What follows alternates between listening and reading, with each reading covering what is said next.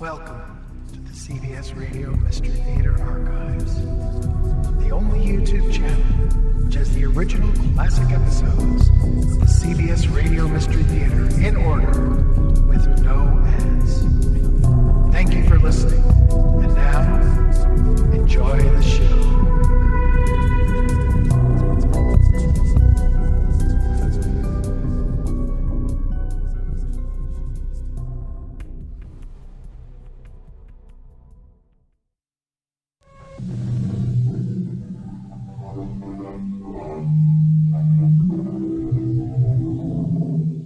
Come in.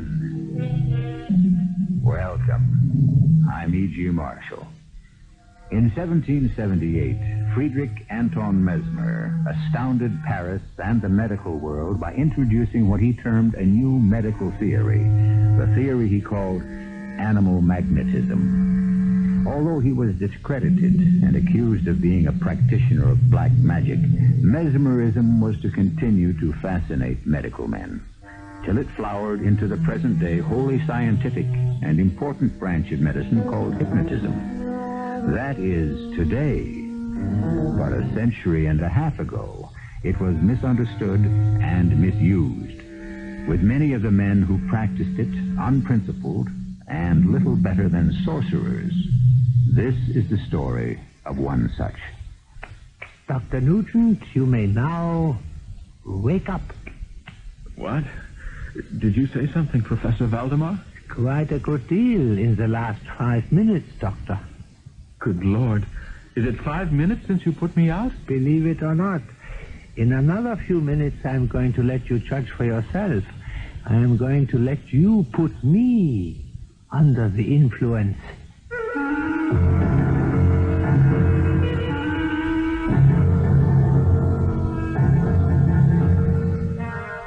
Our mystery drama, A Living Corpse, was written especially for the Mystery Theater by Ian Martin and stars Robert Dryden and Kirk Peterson. It is sponsored in part by Buick Motor Division and Listerine Lozenges. I'll be back shortly with Act One.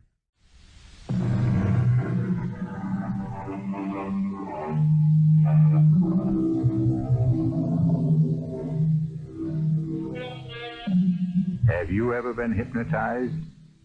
It's a strange, weird, and terrifying feeling to know that you have lost your identity, blanked out, that you have still been in your own world, and yet not of it.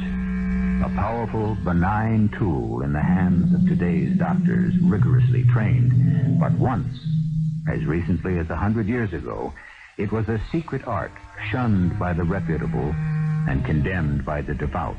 Yet it had its devotees, men of inquiring scientific minds, as well as the charlatans, and the legion of believers who have followed the lure of the occult down strange paths since the dawn of time. Now, who the devil? Oh, Professor Valdemar, it's not the police. Calm yourself, Mrs. Salisbury. No need for alarm. But for the moment, it seems we must wait to bring you relief. I will turn off the pacificator for the moment while I answer the door. Oh, if it's the police. Mrs. Salisbury, the art I practice is not illegal, however much it may be frowned upon by the know-nothings. Besides, I shall close the door to the room and leave, and you will be quite safe.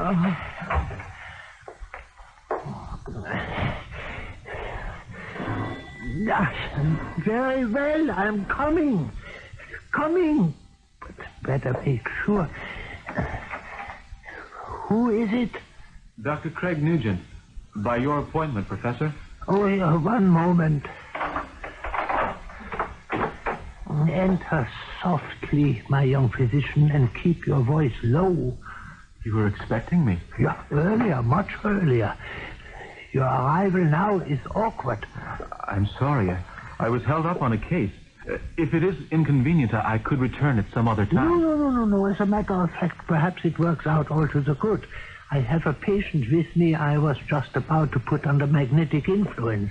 You will have the opportunity to see and observe. Come into this room, but Yes, sir. Very well, Professor Valdemar. I would have you in the same room, but the lady is anxious to preserve her anonymity.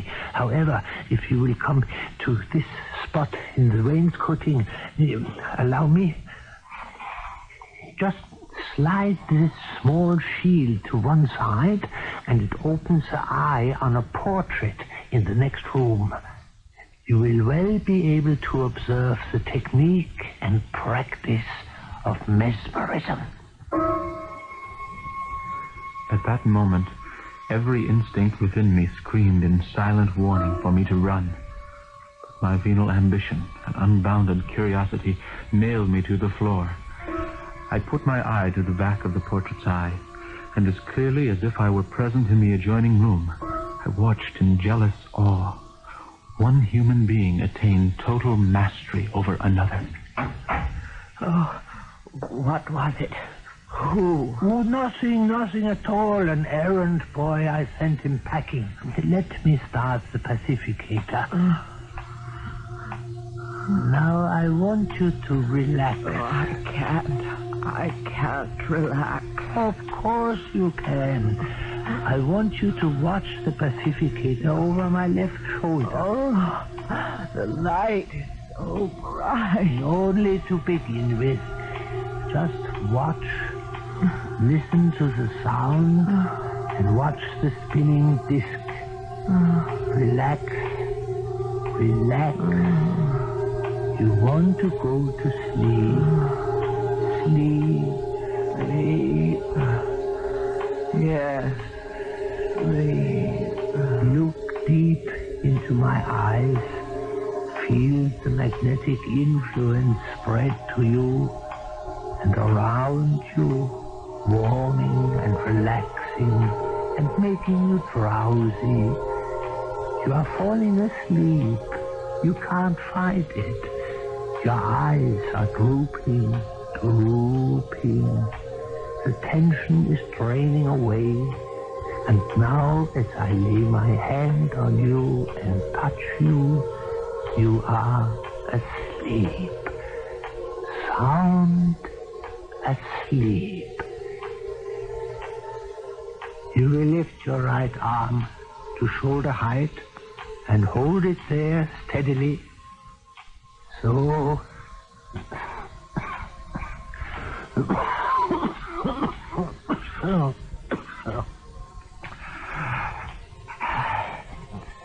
Well, Dr. Nugent, are you still there? At the peephole? You need have no fear of speaking up. She will not hear you. You're certain she won't? Just as certain as I am that she will continue to hold out her hand and arm straight from the shoulder, no matter what weight is placed on it. Yeah, observe.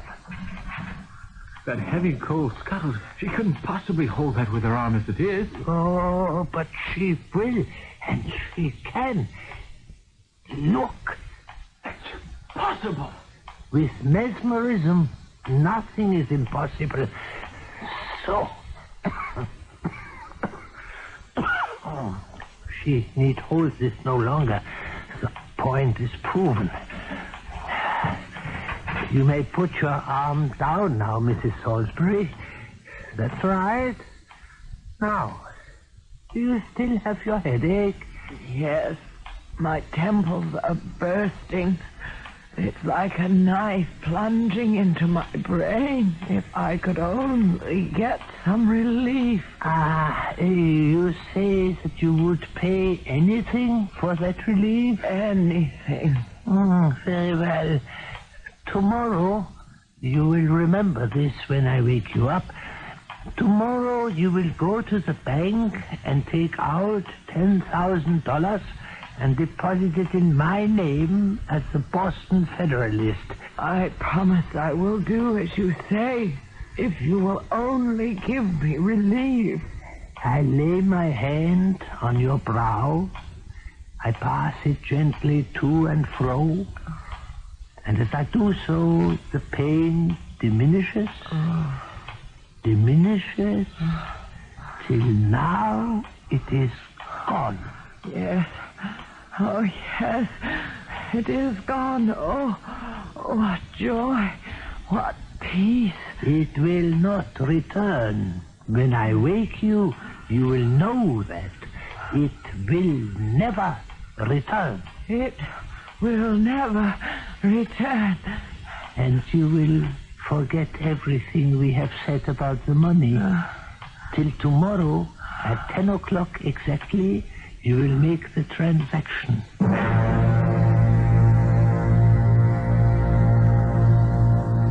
I had watched all the foregoing in open-mouthed amazement.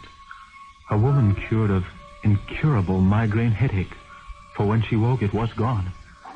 A woman paying him $15 for the session, but who had promised to deposit $10,000 the next day? Stunning revelation upon stunning revelation, and the most stunning of all. Why, this tall, cadaverous, cough-ridden man should reveal his secrets and his criminality to me. I had not long to wait for the answer to this. Well, Dr. Craig Nugent, were you edified and intrigued? Both. And astounded. But Yes? at the moment, as a doctor, perhaps intrigued more than anything. That cough of yours, sir, is that the reason you bid me here? Yes and no. We sit and talk. First, I would prefer to auscultate your chest, sir. Form some opinion of... Forget it. Wiser physicians than you have examined me. The consumption is too well advanced. My death is inevitable and in very short order. There is no hope. Then why am I here? If you will sit with me, Doctor, because I suddenly find myself weak and tired, I will attempt to explain. But first, let me ring for my wife. I am sure you would enjoy a glass of port as we talk.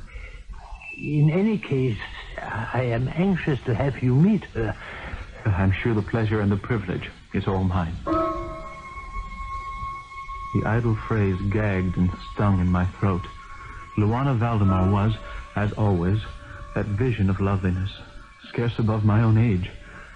Violet eyes, great and deep enough for a man to drown in, skin that seemed translucent to an inner glow, and a dark cloud of jet black hair tumbling to her waist that set my heart pounding so loudly I thought all three of us must hear it. In one first look, I was in love, enchanted and in chains. What will you have, Dr. Nugent? Port is for older men. May I suggest this brandy? My dear, this is a bright young doctor whom I expect will loom large in our future. Dr. Craig Nugent, may I present my wife, Luana? Your servant, madame. No. I am yours. Will it be the brandy? Whatever you suggest. Luana's suggestions turn out to be more like commands. Leave us, Luana. We have much to talk about. Don't stay up too late. I hope to meet you again, Dr. Nugent. I sincerely hope so, Madame Valdemar. You will. You will. Now, off with you. Whatever you command, my husband. You are not drinking your brandy, Doctor. Oh, no, yes, sir. It is excellent brandy. I don't quite understand why I was invited here in the first place. Of course you don't. I think if you will entertain my proposition, you and I have a great deal to offer each other. For a beginning... Excuse me. If you would pour me some more port. Of course. And once I have soothed this accursed scratching throat of mine, I can make a start about explaining all about the end.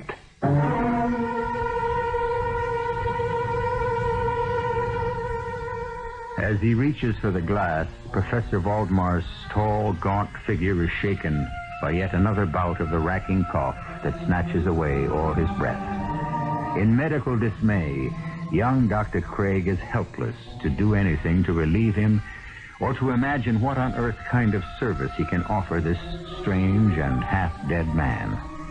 I shall return shortly with Act Two.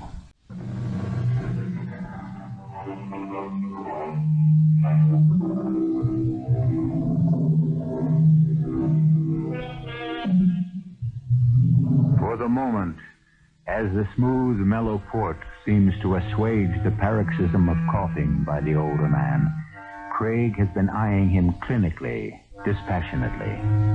Now, suddenly, from under the shaggy brows, he finds that the professor's dark, smoky eyes are burning into his, and beyond them, to his brain. For a second, he can almost feel the world slip away from him, and then, with an effort, as he tears his eyes away, he finds himself his own man again. That's a wicked cough, Professor Valdemar. Yeah. I am beyond medical help. However, you might still help me. How would you like to know all my secrets? The study of a lifetime. You have one thing I never had. That precious sheepskin, that open sesame to acceptance by everyone. I could never put anyone into a sleep or a trance. Oh, you could, if you knew the secret. All it takes is that. And you are prepared to tell me that? If you prove as apt a pupil as I believe you will, and on the giving of a solemn promise from you to me. I'm a little bewildered. I don't know what to say. You need not answer tonight. It is late and I am very tired. But I must know by tomorrow. For my time, well, I don't have to tell a doctor. My time is short. Must I make the promise before I learn the secret?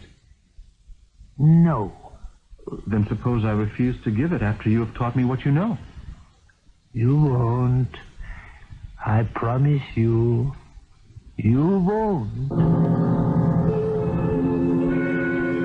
I left that strange house with my head spinning. I'd walked there during the twilight, but now it was almost pitch dark, my way lighted only by an occasional street lamp. I hadn't gone more than 50 yards from the door when suddenly a figure swam suddenly out of the murky gloom. Come with me. Juana! No, it's too dangerous. He might see us. Right here, in the shadow of the postern gate. Oh, dear Lord. I nearly fainted when I saw you in the house tonight. What brought you there? He summoned me. What did he want? Oh, he knows about her. No, darling, no. Although he knows too much about too many things. The man is evil. He makes my flesh crawl. How could you have married him? I told you. A young girl has little say in picking a husband. I think he mesmerized both you and your father. I know he did, Papa. He left every cent to him to pursue his work. I have nothing. Well, what's done is done. I still want to know about Amadeus and why he summoned you. He had heard somehow of my interest in mesmerism. How? I don't know. Not through you. Are you mad? If he knew about us, if he even suspected I had ever met you before... Oh, it doesn't bear thinking on. How could he know? We've been so careful. Never too careful with him. He's diabolical. I have a terrible feeling he knows. And if he ever did... If he ever did, what could he do? Ruin your career? Shame me as an adulteress? Oh, he has other ways to punish us and make us crawl. What other ways? You'd have to have his mind. Cruel, vicious, distorted, and half mad to imagine them. Oh, but worst of all, my darling, we'd be separated forever. No, not that. Ever. No way to stop it unless... Unless what? Unless We got rid of him. Killed him somehow. No need for that. Providence will provide in time, and very shortly. You mean he's dying? In the terminal stages now. He knows it as well as any of us doctors. And the safest thing is for us to stay apart until it happens. Not even see each other. No need for that. I must come back to the house tomorrow. Why? Well, he's offered me a strange proposition which I feel I can't afford to turn down. In return for a promise, he will teach me the secret of a mesmerism. What promise? I don't know that yet. Don't listen to him. Oh, I beg you. No need for concern. Now, he will teach me the secrets first, before my promise, and even after I have given it. Who says I must live up to it? It's a trap. Oh, I know it's a trap. Please, Craig. At least let me find out what cheese it's baited with. Then let me make up my mind. If you can.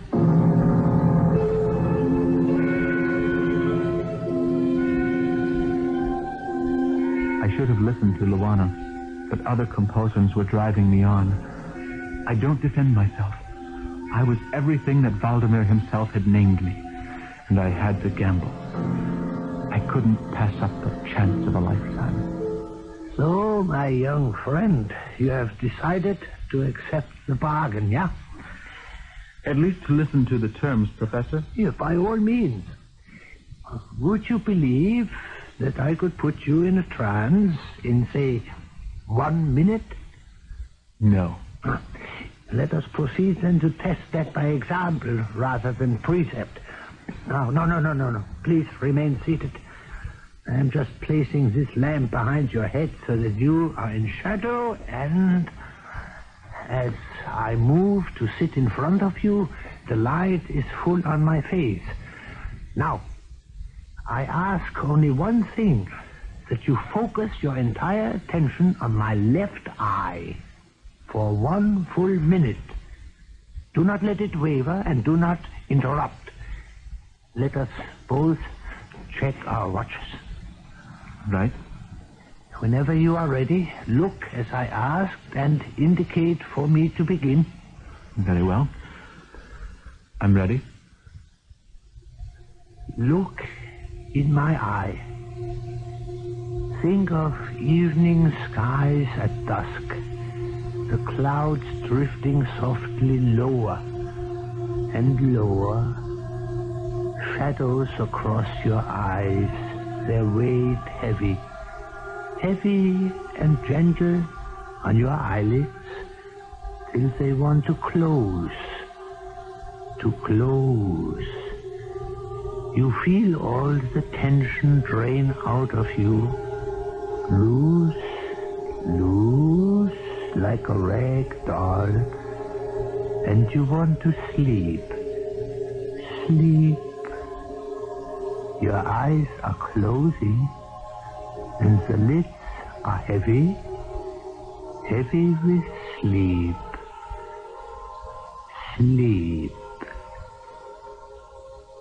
You are now fast asleep, Dr. Nugent. But I'm not.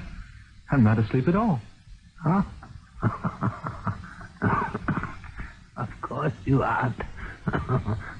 That's the secret, you see. I'm afraid I don't see, sir. There's no magic magnetic influence that flows to the subject. The subject is a magnet that asks for, draws that influence to himself.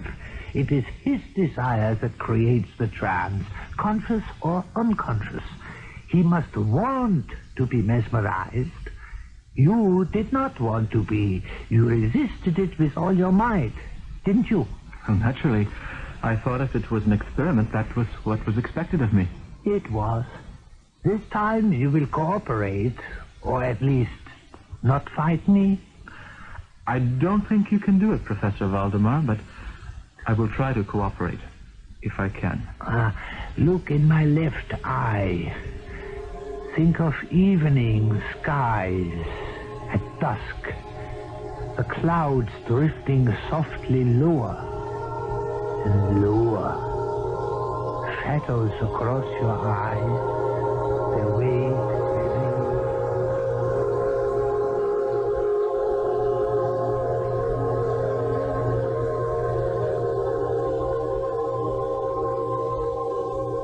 You are now fast asleep.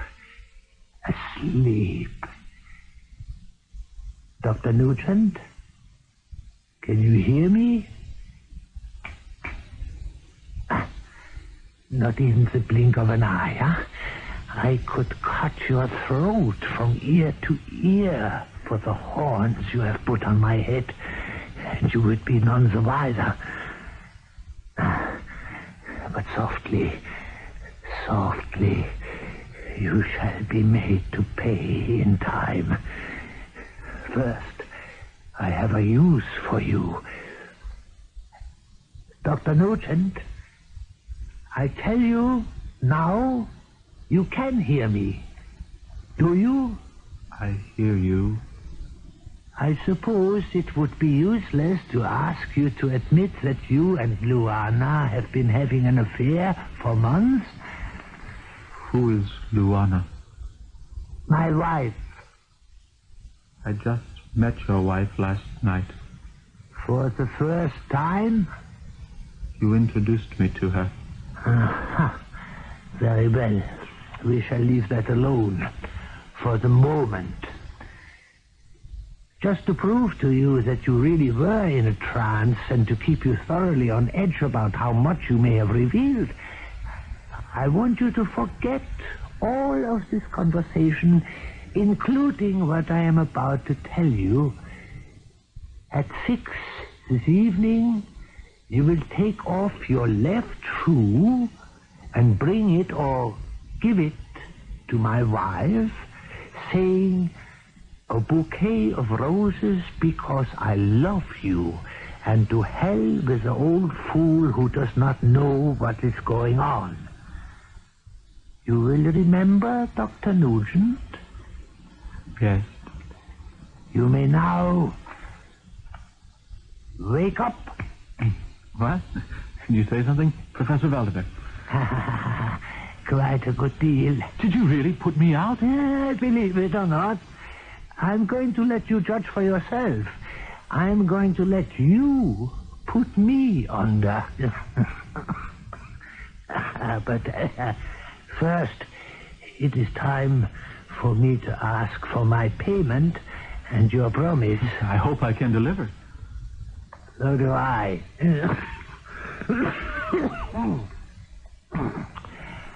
As you can hear, I have my own doctor whom I trust implicitly. He finally has told me that my life can be measured in hours. I want you to promise to be by my bedside. I want you to do for me what has never been done before. I want you to mesmerize me in articulo mortis, in the act of death. But just before it, so that the old man with the scythe will be stopped in his tracks.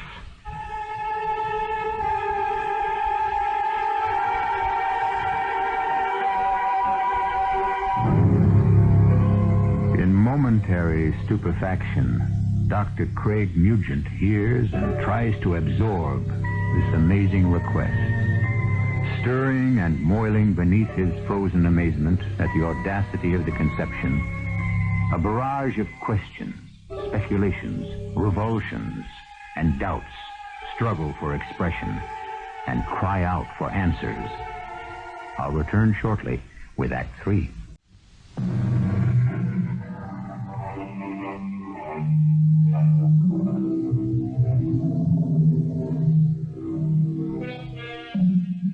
Remember, this is before the middle of the 19th century.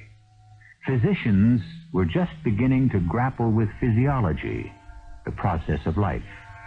Death, the great mystery still, and perhaps forever, was then a total one. There existed almost no apparatus to prolong life, such as is common practice today. Death then was inevitable. It was occasionally predictable, but always total, except in the case of Professor Amadeus Valdemar. Easy, lady. Easy. All right, Luana. I have Letty's bridle. Let me help you dismount. I can manage. Watch the mare.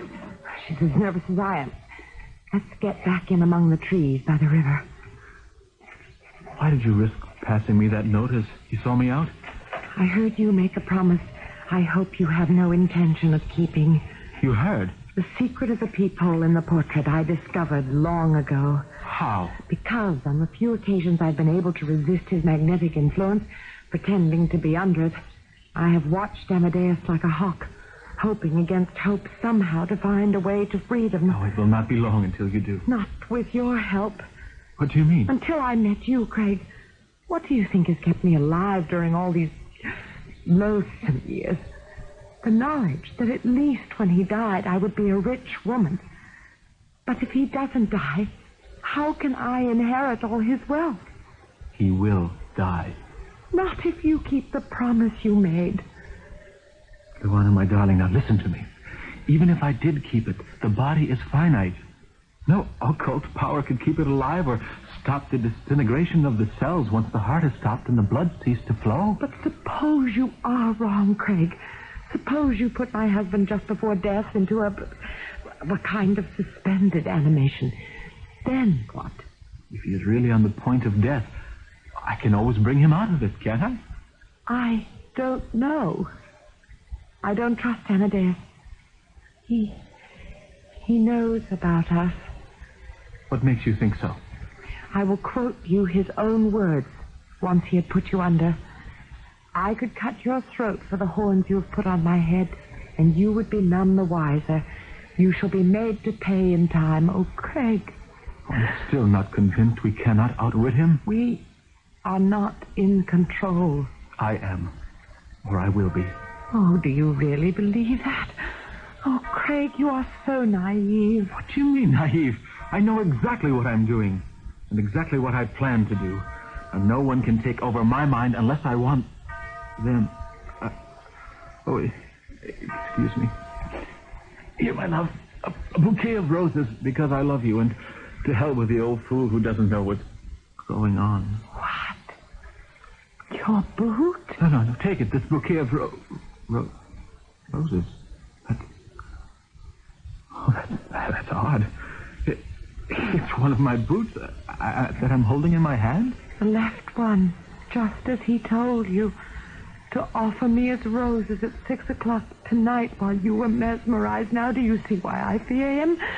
He's always one step ahead of us, all the way.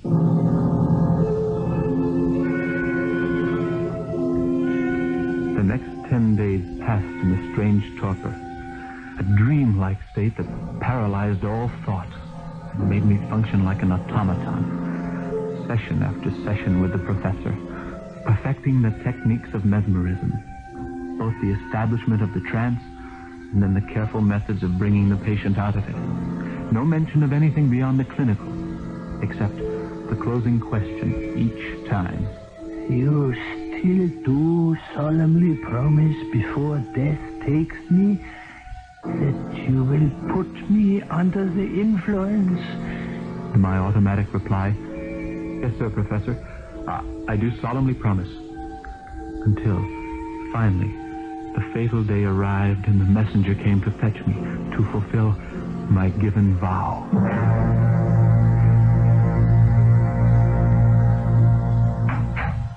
How is he?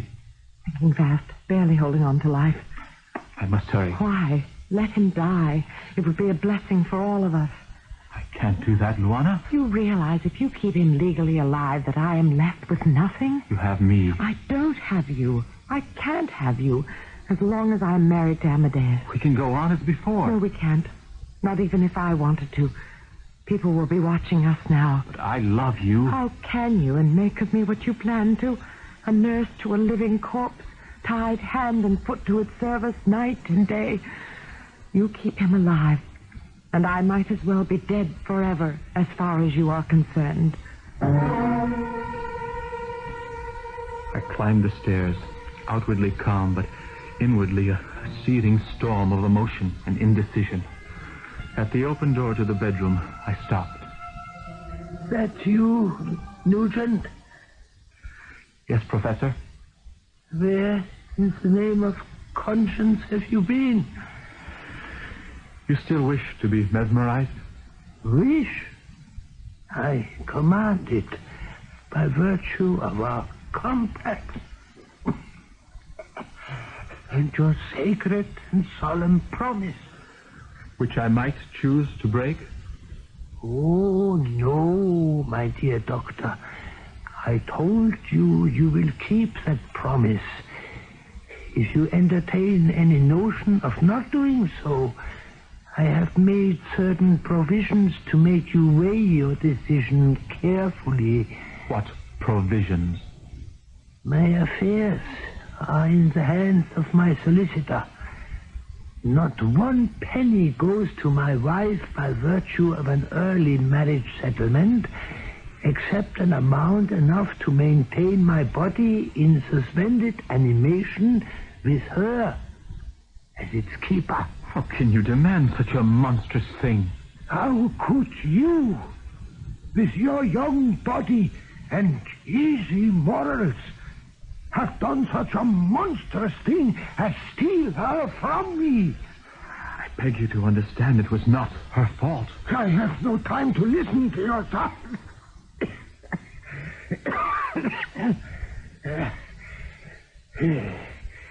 Remember the boot and the flowers? Yes? You mean... How can you even speculate on what post-mesmeric suggestions I have implanted in your brain during our sessions? You see, I have thought of everything. And now, make haste.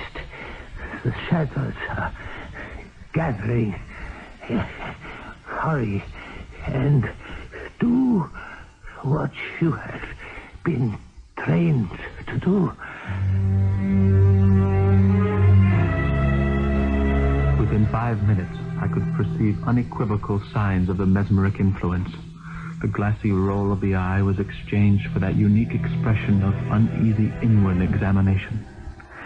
With a few lateral rapid passes, I made the eyelids quiver, as if in incipient sleep, and then closed them altogether.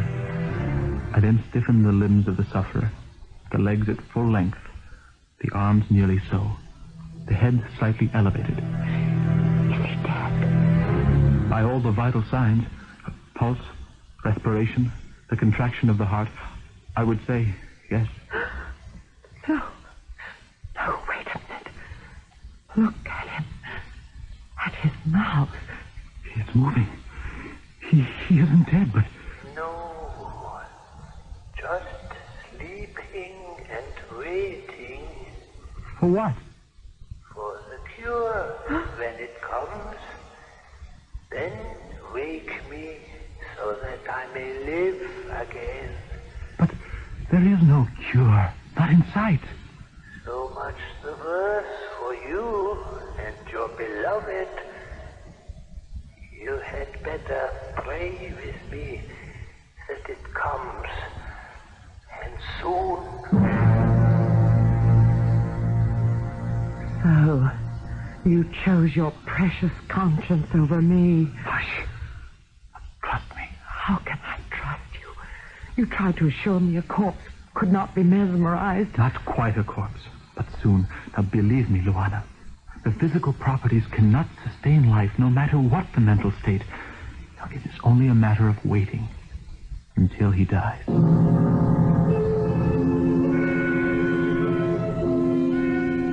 And wait we did, hour succeeding hour, day succeeding day, and week and month, until finally it had to be faced.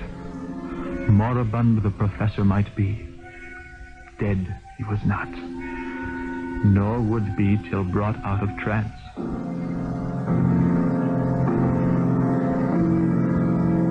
Don't you see, Luana, this has always been my way out. If the worst came to the worst, physiologically there is not enough strength to maintain life. Now, at last, with a clear conscience, I can do what I never promised not to do. I can bring him out of the trance. Why have you waited this long? I could assign many reasons, but suddenly I realize I don't quite know. Only that we wait no longer. Professor Valdemar, can you hear me? Yes? Are you asleep? No, not asleep. What then? Dead or alive? Somewhere in between. What are you waiting for? A cure. There is no cure. And we cannot wait. I'm calling you back. Are you so sure? You were the teacher. You taught me how. I also never stinted on the warning What warning? that there is no trick. It all depends on the subject, on his will, what he is willing to do. Without his will, you have no control. No control. Not ever to reach me again. Because I choose to stay where I am.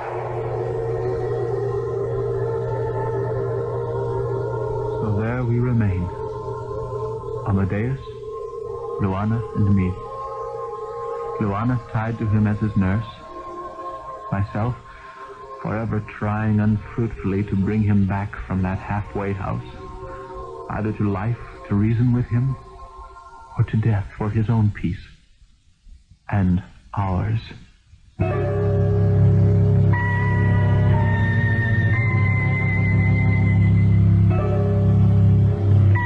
In the Hall of Records, having heard this strange tale, I busied myself to look up the principles.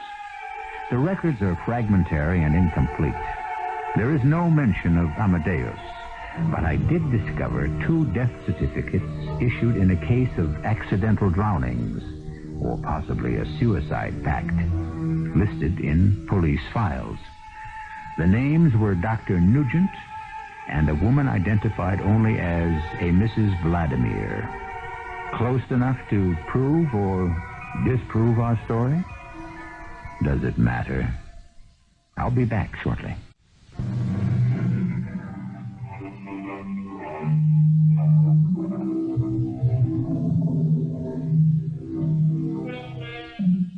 One loose end remains.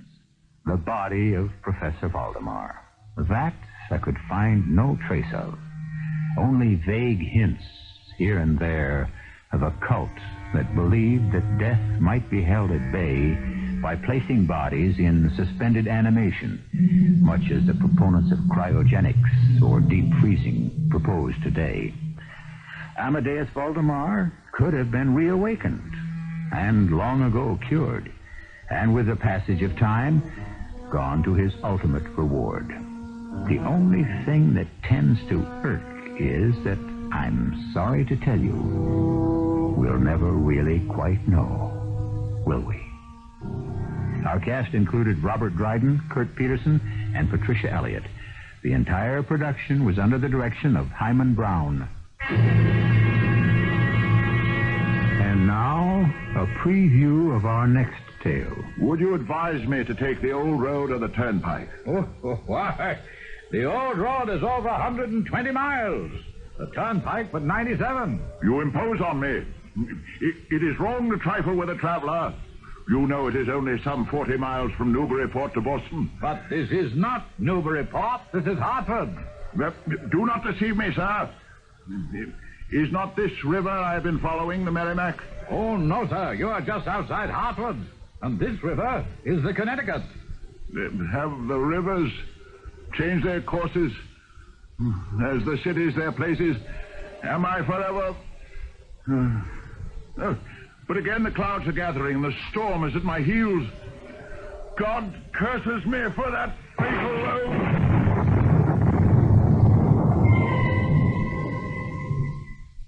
Radio Mystery Theater was sponsored in part by Listerine lozenges. and Buick Motor Division. This is E.G. Marshall inviting you to return to our Mystery Theater for another adventure in the macabre. Until next time, pleasant dreams.